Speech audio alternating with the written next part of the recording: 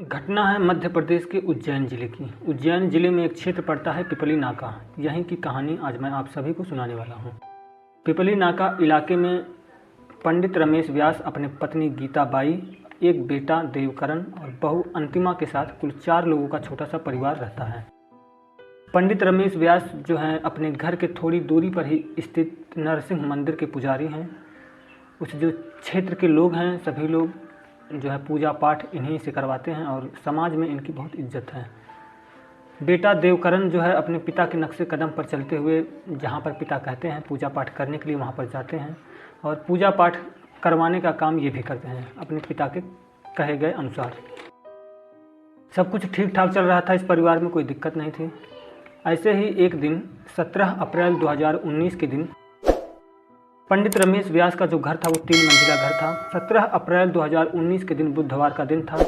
दिन के लगभग 3 बजे के आसपास जो ऊपर वाले फ्लोर से जहाँ पर बेटा देवकरण और बहू अंतिमा रहती हैं, 2 गोलियों की चलने की आवाज़ सुनाई देती है।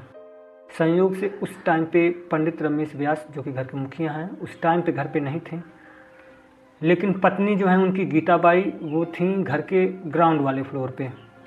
वो जब गोली चलने की आवाज़ को सुनती हैं तो दौड़े दौड़े ऊपर की तरफ जाती हैं जहाँ से गोली चलने की आवाज़ सुनाई दी थी उनको। वहाँ पहुँचती हैं तो देखती हैं कि उनका बेटा देवकरण और बहू अंतिमा जो है खून से लथपथ हालात में पड़े हुए हैं। ये देख करके उनकी चीखें निकल आती हैं और जब तक उन्हें कुछ समझ में आता तब तक ये इन दोनों की मौत हो चुकी। चीख पुकार की आवाज़ को सुन करके आसपास के लोग इकट्ठा हो गए, पास पड़ोस के जो भी लोग थे, और इसी भीड़ में से किसी ने पुलिस को सूचना दे दी। उस समय के थाना प्रभारी शांतिलाल मीणा और एसआई कैलाश भारती और कुछ अन्य सिपाहियों के साथ मौके पर पहुंचते हैं। घटना स्थल का जायजा लेते हैं, निरीक्षण किया जाता है और घटना जहां पर हुआ था, जहां पर लाश पड़ी हुई थी, उसके पास ही जो है एक पिस्तौल जिससे गोली चलाई गई थी वो भी थी। देखने से साफ जाहिर लग रहा था कि देवकरण जैसे पहले अपने पत्नी के सर में गोली चलाई, उसके बाद खुद भी अपने सर में भी गोली चला करके आत्महत्या कर ली। उस रूम की जो है जांच पड़ताल जो है पुलिस वाले करने लगते हैं और अलमारी से जो है एक सुसाइड नोट बरामद होता है। सुसाइड नोट जो बरामद होता है उस सुसाइड नोट में 2 महिलाओं का जिक्र होता है, रेखा और सुमन। देवकरण ने लिखा था कि रेखा और सुमन जो हैं उसे बहुत ज़्यादा ब्लैकमेल कर रही हैं, बहुत परेशान कर रही हैं। इसके बदले में वो बहुत सारे पैसे इन दोनों महिलाओं को दिया है। इनके ब्लैकमेल करने की वजह से हम दोनों सुसाइड कर रहे हैं। अब ये रेखा और सुमन 2 नाम पुलिस के सामने थे। अब ये कौन था इसके बारे में भी कुछ पता नहीं।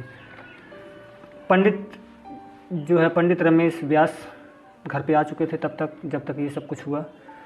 इन दोनों लोगों से पूछताछ करी गई इस बारे में कि ये कौन है पंडित रमेश व्यास और उनकी पत्नी गीता बाई। किसी को इस बारे में कोई जानकारी नहीं। दोनों लोग कहते हैं कि मुझे रेखा और सुमन इन दोनों के बारे में कोई जानकारी नहीं है, कौन है ये दोनों। तो अब इसकी जानकारी तो माता पिता को है नहीं, तो इसके वजह से इनकी जानकारी लेने के लिए पुलिस ने देवकरण का कॉल डिटेल खंगालना शुरू किया। कॉल डिटेल निकलवाई गई देवकरण की, जिसमें ये बात सामने आई कि जो है रेखा और उसकी बहन सुमन, ये दोनों बहन है, ये भी पता चल जाता है तब तक। इन दोनों का जो है देवकरण से काफ़ी बातचीत होता रहा है, लेकिन ध्यान देने वाली बात यह है यहाँ पर कि रेखा और सुमन यही दोनों जो है देवकरण को कॉल करते थे। देवकरण अपनी तरफ से उन्हें कोई कॉल नहीं करता था। अब चूंकि देवकरण, रेखा और सुमन अपनी सुसाइड नोट में इन दोनों का जिक्र किया था, तो पुलिस इन दोनों को हिरासत में लेकर के पूछताछ शुरू करती है। पहले तो ये दोनों बहनें देवकरण को पहचानने से ही इनकार कर देती हैं, लेकिन पुलिस के पास अच्छा खासा सबूत था कि दिन में कई बार वो दोनों जो हैं देवकरण के पास फ़ोन करके बातचीत करी हैं, तो नहीं पहचानने का तो सवाल ही पैदा नहीं होता। घंटों माथापच्ची करने के बाद रेखा जो है चौंकाने वाली बात बताती है। रेखा ने बताया कि देवकरण से उसकी पहली बार मुलाकात सन 2016 में हुई थी। हुआ कुछ यूँ था कि रेखा का जो पति है किसी कारणवश रेखा को छोड़ देता है। इसी सिलसिले में वो पंडित रमेश व्यास जी के पास पहुंचती है ग्रह नक्षत्र दिखवाने के चक्कर में। तो संयोग से पंडित रमेश व्यास उस टाइम पे मिलते नहीं हैं, देवकरण मौके पर मिल जाता है। रेखा को देवकरण मिलता है और रेखा जो है अपनी जो उसकी परेशानी थी वो देवकरण को बताती है। देवकरण भी रेखा का कुंडली नक्षत्र, ग्रह नक्षत्र जो भी है वो सब देखता है और इसी सिलसिले में रेखा जो है देवकरण का मोबाइल नंबर ले लेती है और फिर तकरीबन हर रोज़ रेखा जो है देवकरण के पास फ़ोन करती और अपनी समस्याओं के बारे में राय लेती, बताती और उसका समाधान पूछती। देवकरण भी अपने पिता की तरह कई घरों पर जा करके पूजा पाठ कथा जैसी चीज़ों को किया करता था और ऐसे में रेखा को देवकरण के परिवार वालों के बारे में, उसकी कमाई, उसकी इज्जत, इन सब चीज़ों के बारे में रेखा को पता चल जाता है। इन सब बातचीत के दौरान, चूँकि लगभग हर रोज़ जो है रेखा देवकरण के पास कॉल किया करती थी और अपनी परेशानियाँ बताती थी और उसका समाधान पूछती थी। जब रेखा को देवकरण के बारे में सब कुछ पता चल गया तो रेखा को ऐसा लगा कि देवकरण जो है बहुत पैसे वाला है और उसको वो अपने जाल में फंसा सकती है। पूजा पाठ के बहाने से एक दिन देवकरण को वो अपने घर पे बुलाई कुछ कथा जैसी चीज़ों को करने के लिए। देवकरण भी पहुंचा, लेकिन पूजा पाठ की कोई तैयारी नहीं थी। इसकी वजह से वो कुछ टाइम रुकने के बाद ही वापस जाने लगा तो रेखा ने रोका। रेखा ने देवकरण को रोक करके कहा कि क्या सिर्फ पूजा करना ही अनुष्ठान है? स्त्री पुरुष का प्यार भी तो अनुष्ठान ही है। कुछ इस तरह की लाइनें जो है रेखा ने देवकरण के सामने कहीं। देवकरण भी कोई छोटा बच्चा नहीं था जो इस बातों को ना समझता। रेखा के प्रति उसके मन में भी आकर्षण था, लेकिन परिवार की इज्जत और पेशे की पवित्रता को ध्यान में रखते हुए वो कभी इस मामले में आगे नहीं बढ़ा। लेकिन अभी सामने से रेखा ने प्रेम प्रस्ताव रखा था तो वो खुद को रोक नहीं पाया और उसी टाइम पे उस घर में दोनों ने अपनी हसरतें पूरी की।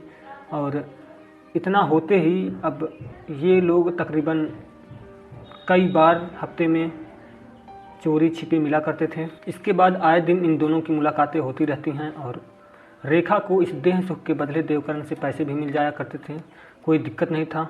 और इन्हीं सब के दौरान रेखा की एक छोटी बहन सुमन, शादीशुदा, उसका भी पति किसी कारणवश सुमन को छोड़ देता है। अब वो भी अपने घर मायके आकर के रहने लगती है। तो ऐसे में देवकरण से अब जो रेखा है वो और ज़्यादा डिमांड करने लगती है, क्योंकि उसकी बहन भी अब आ चुकी थी। उसका भी पति जो है उसको छोड़ दिया था, तो अब दोनों बहनें मायके में हैं और देवकरण से पैसा वसूलने लगती हैं। लेकिन देवकरण जो है को इन सब चीज़ों से कोई फ़र्क नहीं पड़ा। जो है वो भी जो भी पैसे की डिमांड आती थी वहाँ से वो दे देता था। उसे कभी ऐसा लगा नहीं कि आगे चल कर के उसे बहुत बड़ी प्रॉब्लम में ये सब चीज़ें डाल सकती हैं। फिर इसी दौरान पंडित रमेश व्यास जी ने अपने बेटे देवकरण की शादी उज्जैन में ही फ्रीगंज निवासी अंतिमा के साथ तय कर दी और शादी तय हो गई। ये बात किसी तरह से जो है रेखा तक पहुंच गई। रेखा को ऐसा लगा कि जब देवकरण की शादी हो जाएगी, उसकी पत्नी अंतिमा जब उसके घर पे आ जाएगी तो ज़्यादा दिन तक उसके कब्जे में देवकरण नहीं रहेगा। बहुत जल्दी ही वो देवकरण उससे दूर हो जाएगा, ऐसा उसको लगा। तो अब इन दोनों के बीच में झगड़े होने शुरू हो गए बीच बीच में, लेकिन फिर भी देवकरण को कोई फ़र्क नहीं पड़ता था जब तक शादी नहीं हुई है। जो कुछ पैसे की डिमांड आती थी वो दे दिया करता था। अप्रैल 2017 में देवकरण की अंतिमा से शादी हो गई। शादी होने के बाद देवकरण अब जो है रेखा की तरफ नहीं के बराबर मिला करता था, लेकिन रेखा की बहन सुमन और रेखा की माँ भागवंती देवी को देवकरण का दूर जाना मंजूर नहीं था, क्योंकि वो दोनों कभी भी चाहती थीं जब जी चाहे तब देवकरण की जेब से पैसे निकाल करके एटीएम की तरह यूज करती थी। अब उसकी शादी हो गई है तो उनको ऐसा लग रहा है कि जो है अब देवकरण उनके कब्जे में नहीं है। तो इस चक्कर में अब ये तीनों मिल करके देवकरण को ब्लैकमेल करना शुरू करती हैं। वो कहती हैं जब जी चाहे वो पैसे मांगती और नहीं देने पे ब्लैकमेल करती, कहती कि अगर पैसे नहीं मिले तो वो उसे बलात्कार के आरोप में जेल पहुंचा देगी। ऐसे ऐसे 2 साल में तकरीबन 5 लाख से ज़्यादा रुपए और कुछ ज्वेलरी जो है इन तीनों ने हड़प लिया देवकरण से। उसके बाद भी जो है इनकी डिमांड बढ़ती ही जा रही थी। देवकरण बहुत परेशान हो चुका था। ऐसे ही घटना वाले दिन एक जगह वो कथा सुनाने के लिए गया था देवकरण और किसी तरीके से ये बात जो है रेखा को पता चल गई।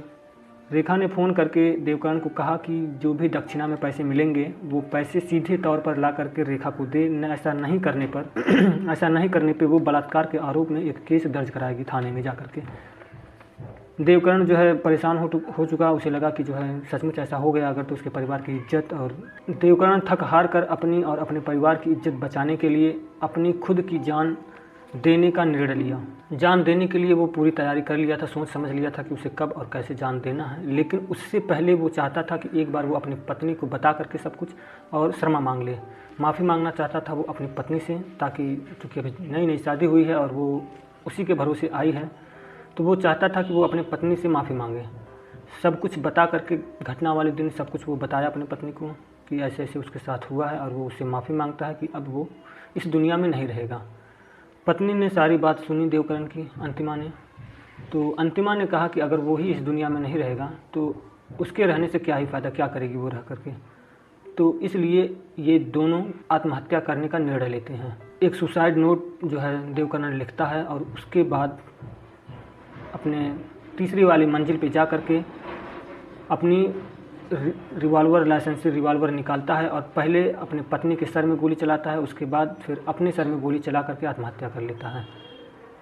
तो ये रही आज की कहानी। रेखा ने ये सब सिलसिलेवार तरीके से पुलिस को बताया, और रेखा की बहन सुमन और उसकी माँ भागवंती देवी की। और शुरुआत में मैंने कॉल डिटेल में आप सभी को बताया था लाखन के बारे में, एक नंबर लाखन का भी मिला था तो देवकर्ण के कॉल डिटेल के हिसाब से। तो लाखन के बारे में मैं आपको बताया नहीं। लाखन जो है सुमन का एक प्रेमी था जो इन तीनों के साथ मिल करके देवकर्ण को परेशान करता था। तो चौथा आरोपी लाखन भी था। तो चारों को पुलिस हिरासत में लेकर के जेल पहुंचा देती है। तो आज की कहानी में बस इतना ही। कहानी अगर पसंद आई हो तो लाइक करें, पसंद नहीं आई हो तो डिसलाइक करें, और इसी तरह के और वीडियो को सुनने के लिए, देखने के लिए चैनल को सब्सक्राइब जरूर करें। मिलते हैं फिर किसी अगले वीडियो में। नमस्कार।